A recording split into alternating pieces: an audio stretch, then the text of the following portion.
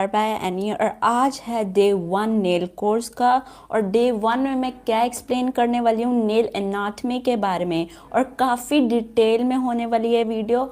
आपको अगर अच्छे से समझना है तो बिल्कुल स्किप मत करना, अगर स्किप करोगे तो कुछ भी समझ नहीं आएगा। और आप मेरे से कमेंट में तभी क्वेश्चन पूछोगे जब आपने पूरी वीडियो देख ली है और फिर भी आपके माइंड में कोई डाउट है। So let's start. सबसे पहले मैं एक्सप्लेन करूंगी कि नेल एक्चुअली में बना किससे होता है और नेल ग्रो कैसे करता है, नेल स्ट्रक्चर क्या है। सो नेल बना किससे होता है? नेल बना होता है केराटिन से, ठीक है।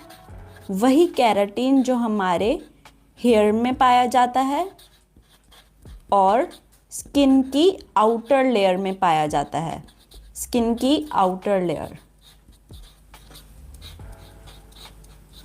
बट फर्क ये होता है जो नेल प्लेट होती है ना, उसमें जो केराटिन होता है वो डेड होता है और वो काफ़ी टाइटली पैक्ड होता है, कंपैक्ट होता है। नेल जो बना होता है केराटिन से ही बना होता है, लेकिन वो काफ़ी केराटिन टाइटली पैक्ड होता है, कंपैक्ट होता है। और जो हमारी नेल प्लेट होती है, जो नेल होता है, ये ऊपर हार्ड होता है और ये डेड होता है, ये लिविंग नहीं होता। तभी जब हम नेल प्लेट को कट करते हैं, फाइल करते हैं, बफ करते हैं तो हमें पेन महसूस नहीं होता। और नेल कैसा, हेल्दी नेल कैसा होता है? हेल्दी नेल फ्लेक्सिबल भी होता है, थोड़ा हार्ड भी होता है और वाइट और पिंकिश अपीयरेंस देता है, स्मूथ होता है और उसमें क्रैक्स या वेव्स नहीं होते। सबसे पहला पार्ट जो मैं एक्सप्लेन करूंगी वो है नेल प्लेट। नेल प्लेट क्या है? नेल प्लेट बना है केराटिन की लेयर्स से बना होता है और ये एक विजिबल एरिया होता है जो हम डायरेक्टली थ्रू आईज देख सकते हैं। इसमें कोई ब्लड या नर्व्स नहीं होता, तो ध्यान रखना हमेशा नेल प्लेट में नर्व्स, नसें और ब्लड सप्लाई नहीं होता। इसलिए जब हम कटिंग करते हैं नेल प्लेट की या बफ करते हैं तो पेन महसूस नहीं होता। और नेल प्लेट की होती हैं 3 लेयर्स। डॉर्सल लेयर जो सबसे ऊपर वाली लेयर होती है नेल प्लेट की, फिर आती है मिडल लेयर जिसे हम बोलते हैं इंटरमीडिएट लेयर जो काफ़ी स्ट्रॉन्गेस्ट होती है, और फिर थर्ड लेयर होती है नेल प्लेट की वेंट्रल लेयर। ये नेल बेड से अटैच होती है जो थर्ड लेयर होती है। जब हम ओवर बफिंग कर देते हैं ना तो कभी कभी ये क्या होता है, बिल्कुल ज़्यादा ओवर बफिंग के कारण वेंट्रल लेयर पर हम पहुंच जाते हैं और फिर हमें महसूस होती है काफ़ी पेन। क्योंकि पेन इसलिए महसूस होती है क्योंकि वो नेल बेड से अटैच है और नेल बेड में होती है ब्लड और नर्व्स, ठीक है। नेल बेड में ब्लड पाया जाता है इसलिए एकदम हमें पेन महसूस हो सकती है। तभी हम कहते हैं कि ओवर फाइलिंग और बफिंग नहीं करनी चाहिए वरना पेन महसूस होती है। नेक्स्ट पार्ट जो मैं एक्सप्लेन करूंगी वो है नेल बेड। नेल बेड क्या होता है? नेल बेड एक पिंक पार्ट होता है बिल्कुल नेल प्लेट के नीचे। नेल प्लेट अटैच किससे होता है? नेल प्लेट किसके ऊपर होता है? नेल बेड के ऊपर होता है।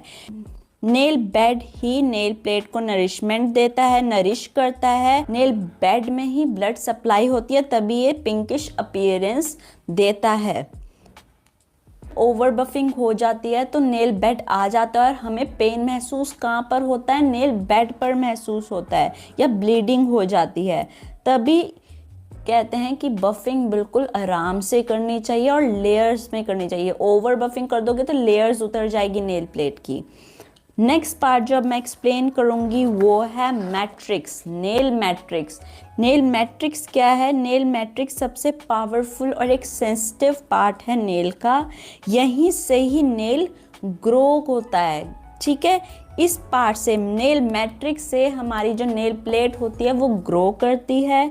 नेल की थिकनेस, स्ट्रेंथ, शेप यही डिसाइड करता है, ठीक है। जो हमारी नेल मैट्रिक्स होती है नेल प्लेट के बिल्कुल नीचे यहाँ पर, ठीक है, वो क्या डिसाइड करता है? नेल की स्ट्रेंथ, नेल की शेप कैसी है, नेल की थिकनेस कैसी है, वो नेल मैट्रिक्स डिसाइड करेगा। ये क्यूटिकल के पीछे और स्किन के अंदर होता है, क्यूटिकल के नीचे और पीछे। क्यूटिकल के जस्ट नीचे और पीछे होता है नेल मैट्रिक्स, ठीक है। और ये स्किन के अंदर होता है, हमें बाहर नहीं दिखेगा नेल मैट्रिक्स, ये विजिबल नहीं होता, ये स्किन के अंदर होता है। एक बार नेल अगर मैट्रिक्स डैमेज हो गया तो नेल अनइवन ग्रो होता है, नेल में भी नेल ग्रो ही ना हो और इसलिए मैट्रिक्स एरिया पर हम कभी फाइल नहीं करते, ड्रिल नहीं करते, या ज़्यादा प्रेशर नहीं लगाते, या हार्श टूल नहीं यूज़ करते। नेक्स्ट पार्ट जो है वो है लुनुला। अब लुनुला क्या है? लुनुला मैट्रिक्स के ऊपर जो विजिबल पार्ट होता है, ये क्यूटिकल्स के ऊपर, ये जो ये मून शेप्ड आप पार्ट देख रहे हो, ये होता है लुनुला। ठीक है, ये ज़्यादातर थंब या इंडेक्स फिंगर पर दिखता है। ये एक वाइड फेडेड होता है और एक ये मून शेप होती है। ठीक है, इसे हम बोलते हैं लुनुला। बस आपको लुनुला में समझना है जो ये वाइड कर्व शेप पार्ट है, wide half moon shape part है। ठीक है, क्यूटिकल के जस्ट ऊपर जो विजिबल होता है वो है लुनुला। ओके, नेक्स्ट पार्ट जो मैं एक्सप्लेन करूँगी वो है क्यूटिकल। क्यूटिकल क्या है? ये ऊपर जो होती है, बिल्कुल ये मैट्रिक्स के स्किन के ऊपर जो क्यूटिकल है, और लुनुला के जस्ट नीचे ये जो क्यूटिकल है, क्या है ये? क्यूटिकल एक थिन डेड स्किन होती है जो नेल प्लेट पर चिपकी होती है। ठीक है, ये नेल मैट्रिक्स को बैक्टीरिया से सील करती है, प्रोटेक्टिव बैरियर का काम करती है। ठीक है, जब हम कभी कभी क्यूटिकल्स कट करते हैं और आगे की स्किन कट हो जाती है तो पेन महसूस होती है ना, तो याद रखना जब हम क्यूटिकल को कट कर रहे हैं ना, तब हमें वही स्किन कट है और ये नेल इन्फेक्शन से बचाता है नेल्स को। इसको कट कर दोगे तो इन्फेक्शन हो सकता है, ब्लीडिंग हो सकती है और नेल अच्छे से ग्रो नहीं करेगा। तब भी प्रोफेशनल हमेशा कहते हैं सिर्फ डेड क्यूटिकल कट करना होता है, डेड स्किन कट करनी होती है। इपोनिकियम कट कर दोगे मतलब लिविंग स्किन कट कर दोगे तो इन्फेक्शन हो जाएगा, मैट्रिक्स में इन्फेक्शन हो जाएगा और फिर आपकी नेल प्लेट अच्छे से ग्रो नहीं कर पाएगी। नेक्स्ट पार्ट है हाइपोनिकियम। हाइपोनिकियम क्या है? ये स्किन होती है नेल के फ्री एज के नीचे, जो नेल के फ्री, ये जो हमारे नेल की फ्री एज होती है, ठीक है, फ्री एज, उसके नीचे जो एकदम स्किन आती है उसे हम बोलते हैं हाइपोनिकियम। ये नेल बेड को सील करती है, नेल बेड के अंदर कोई वाटर नेल बेड को प्रोटेक्ट करती है। ठीक है, नेक्स्ट है फ्री एज। अब फ्री एज क्या है? फ्री एज जो नेल का ऊपर का पार्ट आ जाता है ना, ये जो फ्री एज है, नेल प्लेट का ही पार्ट होता है फ्री एज।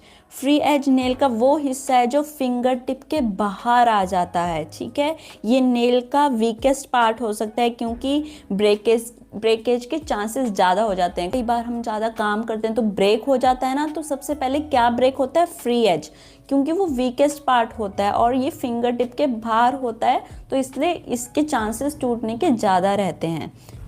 नेक्स्ट पार्ट है नेल वॉल्स। इसे ये जो नेल वॉल्स दिख रहे हैं इसे हम नेल फोल्ड्स भी बोलते हैं। नेल वॉल्स जो आप देख रहे हो ये नेल की साइड में जो होती है, ये नेल को टिका कर रखती है, ये देख रहे हो, इसे नेल फोल्ड भी बोलते हैं।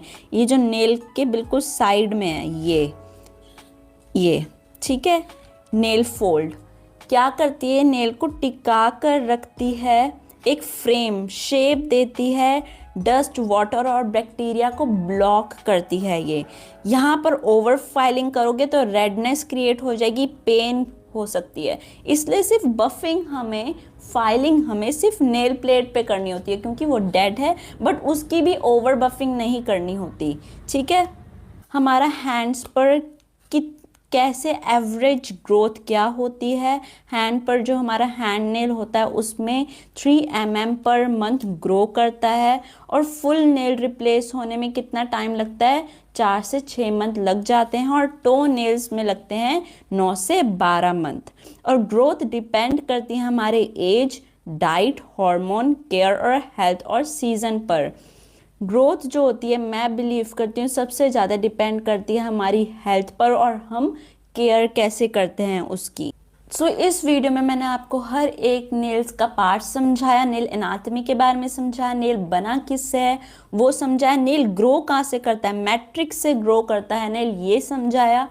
इसको समझना काफ़ी इंपॉर्टेंट है। अगर आप ये पार्ट स्किप कर दोगे, आपको यही समझ नहीं आएगा कि नेल्स के पार्ट क्या होते हैं, नेल को हम डैमेज से कैसे बचा सकते हैं, तो डे 1 में हम ये समझते हैं कि नेल एक्चुअली में है क्या। सो अगर आपको वीडियो हेल्पफुल लगी हो, समझ आई हो, तो लाइक करो, सब्सक्राइब करो, कमेंट करो, and thank you for watching.